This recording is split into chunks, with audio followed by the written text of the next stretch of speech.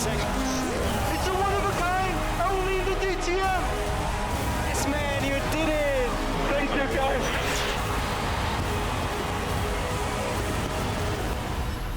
Go, go, go, go, go. Yeah!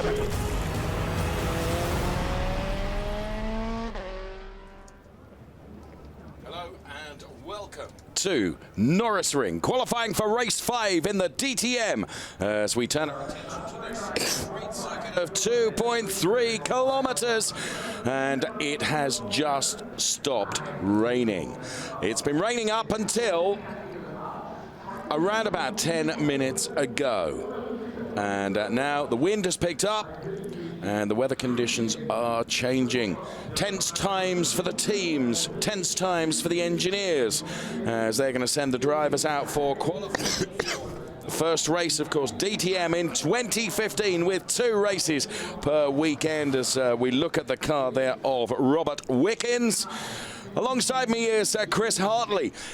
The anticipation, the excitement is building already, and it's only qualifying. Nervy times. Hello, everybody. Because of the weather, we've had dry pre-practice yesterday. We had a very wet pre-practice this morning, and now it's a damp, drying track, so they've had everything thrown at them. There is Robert Wickens, who, of course, got pole position here last year. It's a circuit he goes very well on.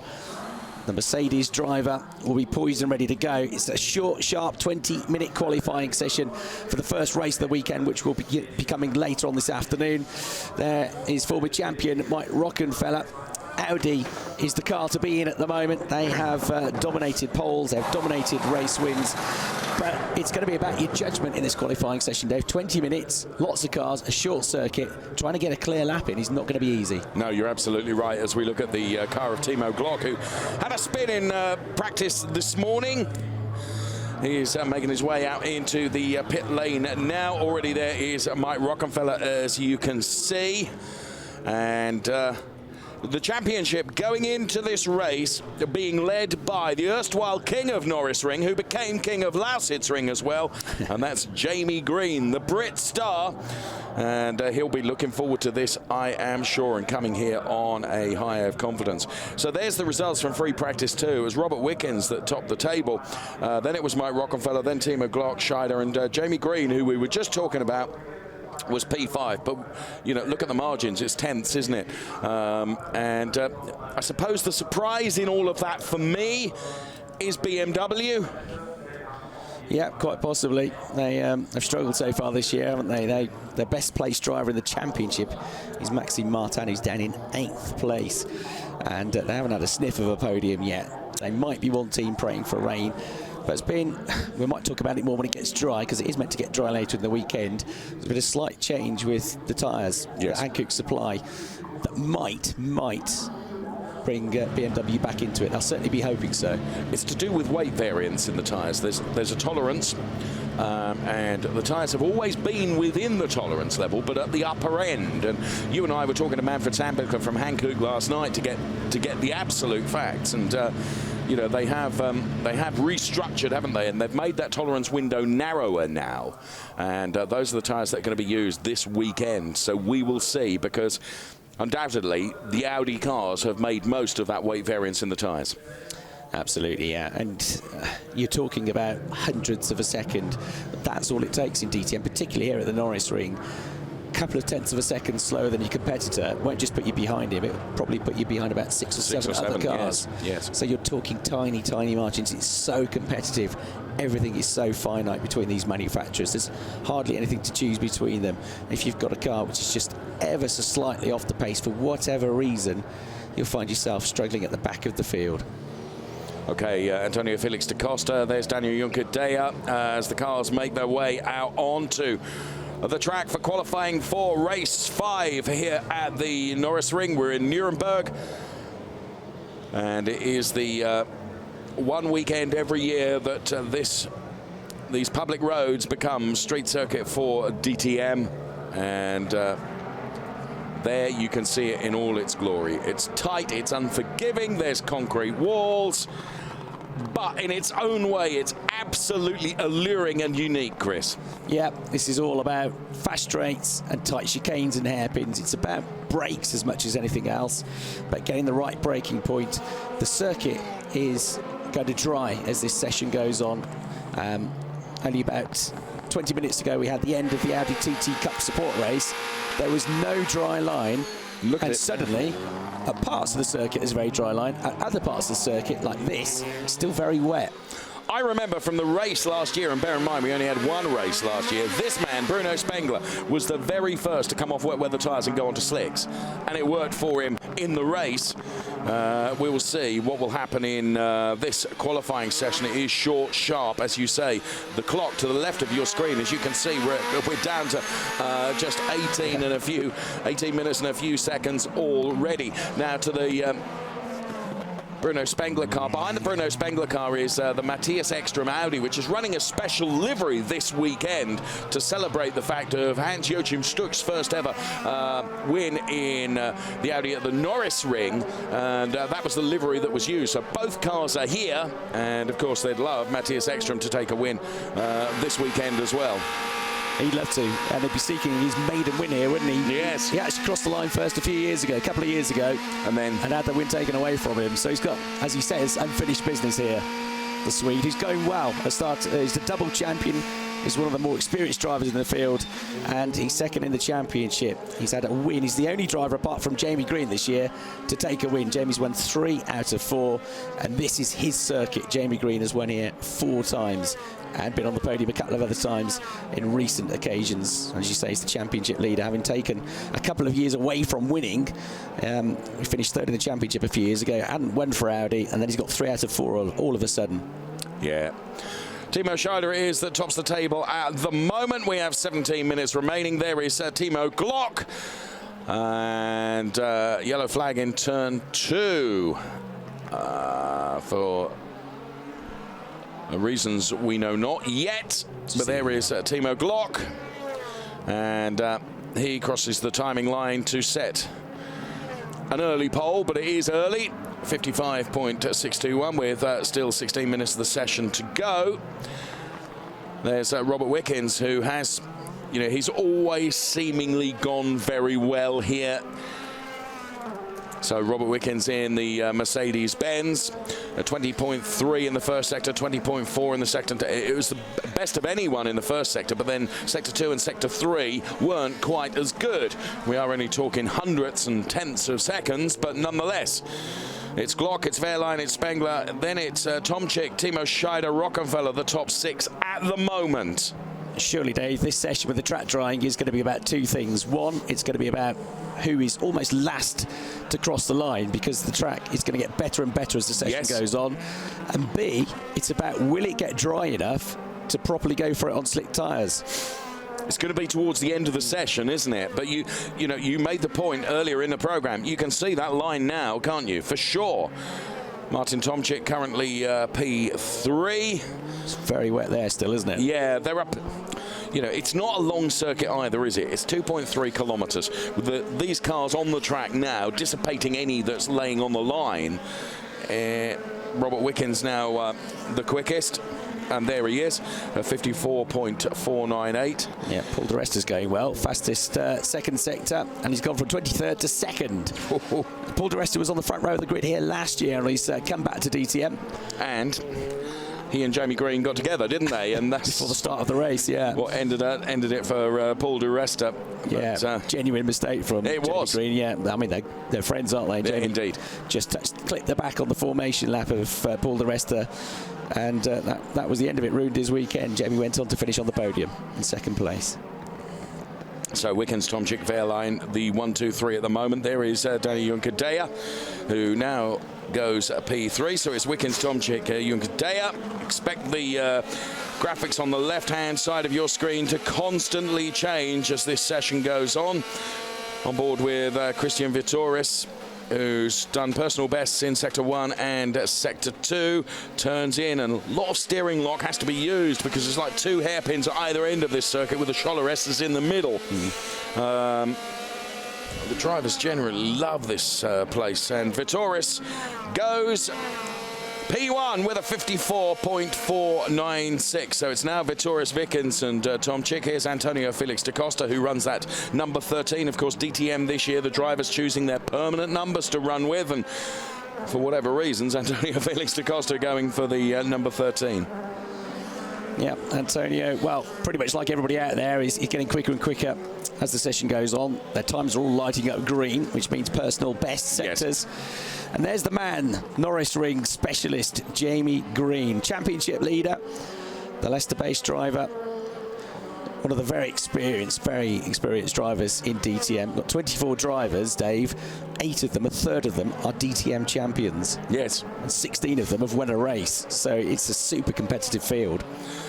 Here's Timo Glock, who's gone green in Sector 1 and Sector 2. He's currently P16. That's going to improve with this lap.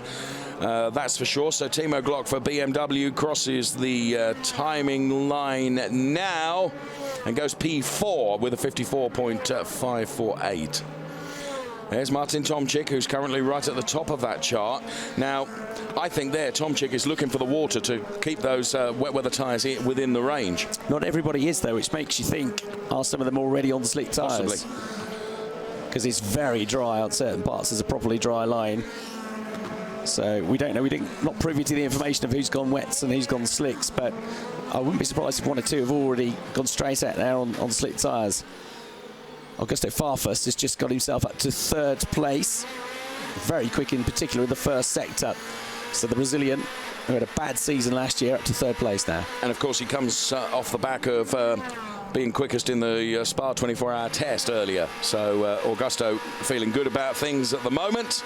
Driving that Mark VDS BMW for testing for Spa 24-hour. He was the quickest man. Augusto Farfus is currently P3, and there is the very car. Now, he's done best Sector 1 of anyone, Chris, and then Sector 2 not quite so good, but they're very, very small sectors here, aren't they? Because the lap is only 2.3 kilometres. Crosses the line. It's another good final sector.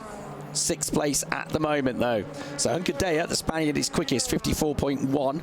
Wickens, the Canadian, 54.206, 7 thousandths quicker than Tom Blomqvist, who has shown in his first season of DTM real signs of speed. The races haven't come together, but he's been up in the top 10 in a couple of qualifying sessions. The British driver, the son of the 1984 World Rally Champion, Tim Blomqvist, knows the circuit as well because he's raced here for a couple of seasons in Formula 3. Absolutely. Although he had a rotten year last year in Formula 3, got nerfed up a couple of times, but he is quick here. Yeah, and I think it's a question of when, not if, we're going to see Blomqvist all come very, very good. Because you're right, he has shown great promise. Martin Tomczyk P2, Pascal Wehrlein leads now with a 53.981. So the times are tumbling down now. We've got sub 54s now. We're into 53.981 with Pascal Wehrlein. Augusto Farfus is P2. And then it's Gary Paffett, P3. You're on board with Christian Vittoris now. The Wehrlein benchmark time is at the top of that bar, or it was, 53.981. What can Christian Vittoris do? Don't think it's going to be enough to trouble the very top. No, P3, 53.997. But again, Chris, the margins, it's hundredths, isn't it? Exactly. Vittoris, the best Mercedes driver last year in terms of the championship, 4th overall. Had a good season, a strong season. There is Mike Rockefeller, champion of a couple of years ago, one of 8 champions that we've got in the field. And there's Robert Wickens. Now, he's on a flyer, isn't he? Fastest first sector of anybody. Personal best in Sector 2. Where can he leap up to now? Can he get himself back up in the order? He's 8th at the moment. He was up in the top 3. I think he's going to get certainly back up into the top 6 with this. Crosses the line and goes fastest, 53.934. So there is the unfamiliar livery, if you like, of Matthias Ekström for this weekend. Done 2 PBs in Sector 1 and Sector 2. Is that going to be enough as Matthias Ekström heads towards the timing line? From P11 he goes P9. So it wasn't enough. It's still a 54.098. Lucas Auer is now the quickest man. Another rookie, another that's come from the FIA Formula 3 European Championship with Tom Blomqvist, the Austrian nephew of Gerhard Berger, 53.785. But there is no way that is going to be good enough for pole position because that track is getting quicker and quicker with every passing second, and slick tyres are being readied. Well, no surprise there. We have just exactly 9 minutes left in this session. So drivers have been out there and they're reporting back to the engineers what they're finding in terms of what the track conditions are like and where the pace is. And just seen, I think that was Marco Wittmann come into the pit lane. Hours 53.785 is the quickest time thus far. Now we watch Paul di Resta. There is Antonio Felix da Costa. So it's Auer and Rockenfeller now, P1 and P2. Antonio Felix da Costa up to the timing line. He now goes P4, and Pascal Wehrlein has done a 53.368. And Paffett now is a P2 for Mercedes-Benz. No, he's not, because it's changing every single time we look at the graphic on the left-hand side. Jamie, we need to stop. So the team radiating to Jamie Green to come in. Very close. So there, I thought I saw Marco Wittmann coming into the pit lane. Okay, we have to transit. At the moment we are P17. We go for slicks. Box. Right, Jamie Green being told to come in by Audi Sport Team Rosberg. He says it's very close. It's borderline whether slicks or wets is the quickest way to go. The team says, well, you're 17th, we might as well risk it. Bring you in now, 7.5 minutes to go. Great team radio to get there, and we heard that from the team. There is Lucas Auer. Problem getting the airline in to get the car jacked up. And actually, in this situation where we've only got 7 minutes left, speed is of the essence when it comes to the teams, isn't it? You know, they need... Yeah. So we see Timo Scheider out. This is Pascal Wehrlein, who goes on. So, you know, all of a sudden, that pit lane is very, very busy, Chris. Indeed so. The good thing about the Norisring, well, there are many good things, but one of the good things is it's a short lap. So even in 5 or 6 minutes, you can still have 3 or 4 or 5 goes at getting yourself into pole position. Very busy pit lane. So Maxime Martin, the ex-GT racer, having to wait to get out of the box. And you can see it's a bit fraught down there, isn't it? One or two coming close. Timo Scheider there, almost coming to grief with Antonio Felix da Costa. There is Jamie Green. He's in. It's no surprise. Mike Rockenfeller. We need to go.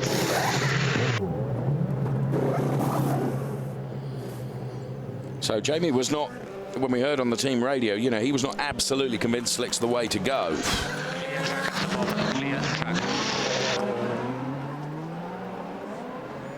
So where's Green? 19th now, Jamie Green. Marco Wittmann is a P1 on a 53.148. Now, he was one of the earlier cars to come in, wasn't he? Spotted that right from the back of a previous picture. We could see Marco Wittmann coming in, so he tops at the moment. Vittorius is P2, Rockenfeller is P3, and we have just under 6 minutes left. Stand by, we are working. That's Jamie Green asking how much time remains. 5 minutes and 3/4 is the answer. There with the white patterns on the side walls of the tyres, showing that they're dry tyres. They're slick tyres is Bruno Spengler. His worst season in DTM last year, having won the championship a couple of years ago. We keep you updated on laps. Now, of course, another consequence of this being a very, very short lap, Chris, is the fact that there's always traffic. Yeah, exactly. Chances of having a clean run now are pretty slim.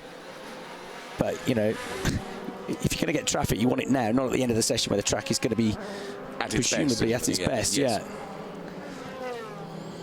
Very dry there, but offline, if you slip wide, you're going to be in big trouble. Bruno Spengler on a flyer. Yep, P3 for Bruno Spengler. It's Wittmann. Molina is P2. Then it's Spengler. Tombe is P4. Here comes Pascal Wehrlein. Cross the line now. Robert Wickens goes P2 with a 52.682. It's now become basically a 5-minute qualifying session. Yes, it has. Forget the times from earlier. It's all about now. 5 laps. Jamie Green is told to go. Paul di Resta now goes quickest with a 52.136. Then it's Jamie Green is P2. Max Gertz there and Paul di Resta, two almost identical cars together. There it's just the different coloured flashes at the back, isn't it, that you can identify between the two of them. There's Molina, who now goes quickest at 52.048. It's only going to be a matter of a few seconds before we go below 52, Chris. This is how quick it's changing. In the last 5 minutes, Robert Wickens has been on provisional pole. He's been 10th, he's been 2nd, he's been 4th. He's back to 10th again now, all in the space of about 3 minutes. Pascal Wehrlein takes the top of the times now. The youngster with a 51.764. It's a couple of tenths quicker than Wickens. Molina is 3rd, to rest of 4th. Farfus and Green, the top 6. And 3 3/4 minutes left to run. Marco Wittmann was top of that chart just a few moments ago, and Marco Wittmann is down there P8 now. This is how quickly it all changes in qualifying. Brilliant. Loving this qualifying. They qualify for each race on the same day. Adrian Tombe goes through, and here comes Matthias Ekstrom now. What can Matthias Ekstrom do? He can go P2. So Eki then is P2, Wehrlein is P1, Nico Muller is P3. And we're on board with Maxime Martin, who is 51.932, gives him a P6. Wehrlein's gone back to the top, 51.4, that's much quicker. Paffett's just gone 2nd, 51.6. Wickens is 3rd, 51.729. Eki's 4th, 51.765. And Muller is next up, although it's changing almost as soon as you say it, Dave. So Paul de Resta P3. Wehrlein, Paffett, de Resta, Wickens. The 1, 2, 3, 4. At the moment, we have 2.5 minutes left. We're on board with Maxime Martin now. And he's done a best sector of anyone in Sector 2. Is this going to be enough for the BMW driver? It will certainly propel him ahead of P16. In fact, it takes him P1, 51.215. They're tumbling by tenths now, Chris. Intense, isn't it? And then Wehrlein goes quicker still, 51.036 by 0.2 of a second. He's going well, isn't he, Pascal Wehrlein? Was quick here last year as well. How long we got left? Exactly 2 minutes. Marco Wittmann then off the back, of course, for that Formula One test for Toro Rosso. There is Matthias Ekstrom. Now, PB in Sector 1. Ordinary Sector 2, if I may say. He's P6 at the moment. What can he wrestle out of Sector 3? Not much, to be truthful. A 51.583 sees him P8 at the moment. So Wehrlein, Martin, then Jamie Green is P3. So we have a Mercedes, BMW, Audi, 1, 2, 3 at the moment with 1 minute and 20 seconds left to run. Marco Wittmann's 20th, but he set the fastest first sector of anybody, 14.8 seconds. And he's back up to 9th now. Goes through to 9th place. Jamie Green's up to 4th. 2 poles this year for Jamie Green, 1 at Hockenheim, 1 at Norisring. Now what Jamie has got is a couple of Mercedes cars ahead of him in Paul de Resta and Max Gertz. Is that going to compromise him? Because there is just 40 seconds left. Robert Wickens is P3 at the moment. We're watching him. He's done best sector of anyone, Sector 1, PB, Sector 2. Robert Wickens then heads towards the timing line now. This could be P1 for Robert Wickens. Indeed it is. 50.938. Looking at the clock, I think Christian Vittoris is just about going to be the last one to cross the line. Right. Maybe Timo Scheider, it was close, but certainly Vittoris, who's 8th at the moment, has got a chance, and he's done a personal best in Sectors 1 and 2. Well, Danny Juncadei has done a personal best in Sector 1, not so good in Sector 2. He's currently lying P15. We have 5 seconds on the clock. This will be the last lap from Danny Juncadei because the checkered flag is out. De Resta fastest. Then it's Vittoris, Wickens, Wehrlein, but those who are still on a lap, including Gary Paffett. What can Gary do? The Euronics liveried Mercedes-Benz, stalwart of DTM. Gary Paffett then, PB's in Sector 1 and Sector 2. He is currently P6 as he heads towards the timing line now. Gary Paffett goes quickest at 50.679. Here comes Jamie Green. Personal best and overall best in Sector 1. Sector 2 wasn't quite there. He's surely going to move up though. He's 8th at the moment. 2nd, the British 1-2. And a first time, maybe, for Vitoris. He was the last one through, and that was what mattered. He's gone on to pole position. He was the last one to take the flag. So the last 10 seconds of that session, Dave, had 3 different pole sitters, Paffett, then Green, and then Vitoris. Brilliant stuff, Christian Vitoris. They timed that exquisitely. I think he started his final lap with about a second or 2 left on the clock, making him the last one to cross the line. Uli Fritz there, the head of Mercedes DTM, delighted with that. Christian Vitoris. And Gary Paffett, Mercedes P1, P2, then it's Jamie Green, P3. We're on board with Jamie Green right now. And the car's making their way now. Augusto Farfus is the best BMW P6.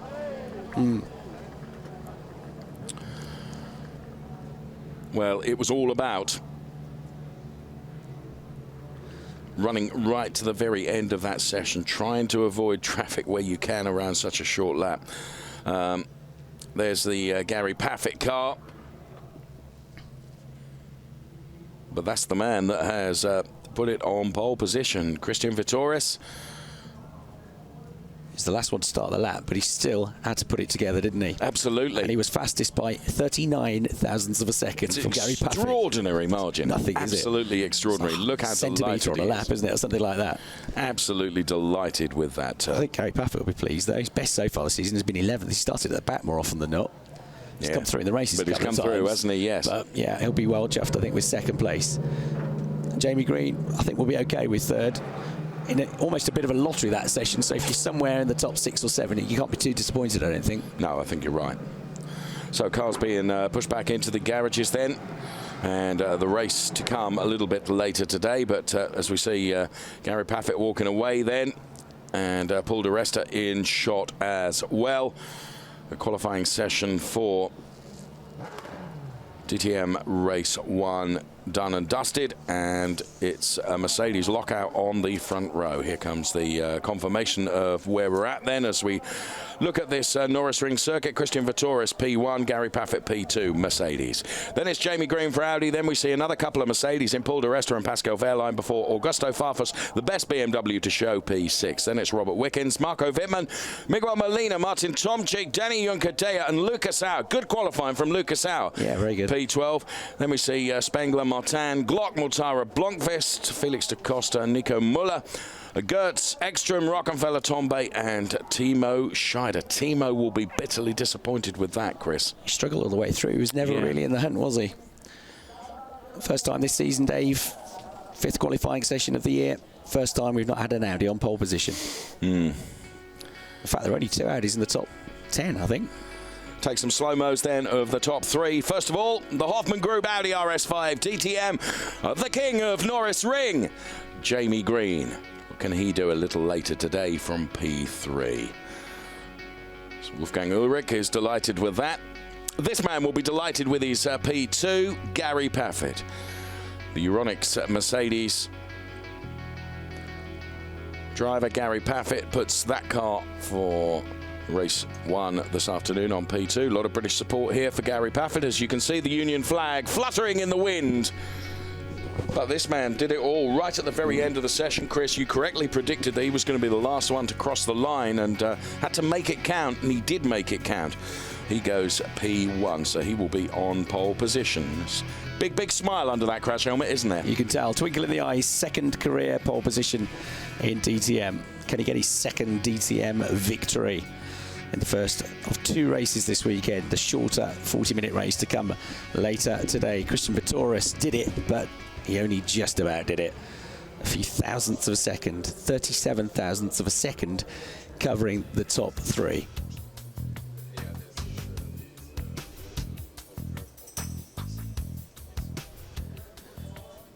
So a very, very interesting qualifying session, that, with the track drying all the way through. They all started on wet tyres, and with about 7 minutes to go, they pretty much all came in, opted for slicks.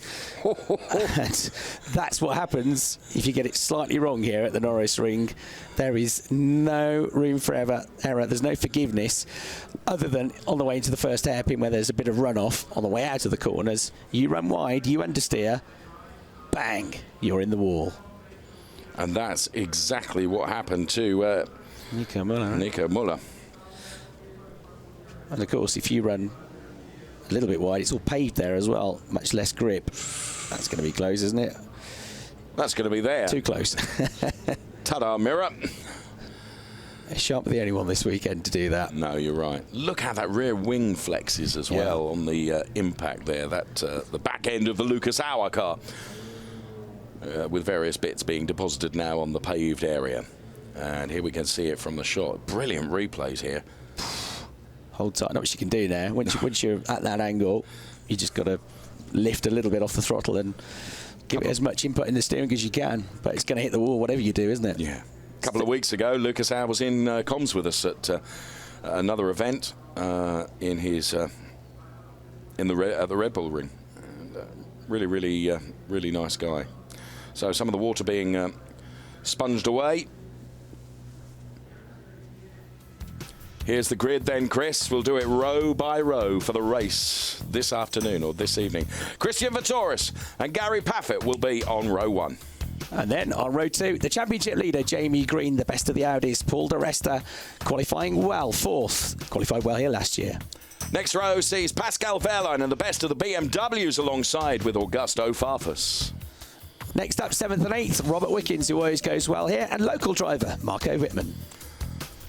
Then we see the Spaniard Miguel Molina, P9, and Martin Tomczyk will go from P10.